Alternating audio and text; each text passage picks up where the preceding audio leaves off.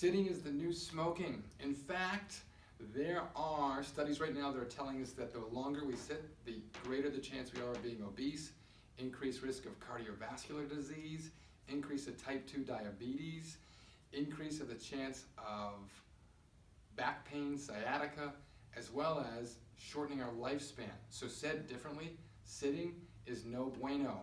It's no good. So what I'm going to suggest is that you start standing while you work.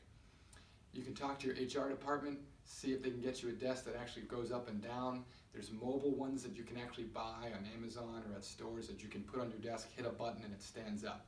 But here's the thing, if you're going to take on this endeavor of standing while you're working, which is a great idea, it actually increases productivity, you have to be careful. You can't just go to 100%. So what I'm going to suggest is you want to go first for a ratio of 50 to 50.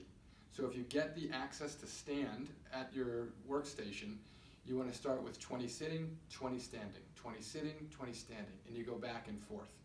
Ideally, the ratio you want is 70% standing, 30% sitting.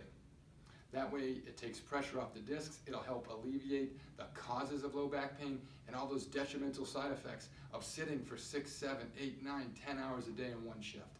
So I hope you found this information helpful. If you'd like to find out how we can help you with your low back discomfort, click the button below that says Learn More, tag a family member or a friend in the video, share the video.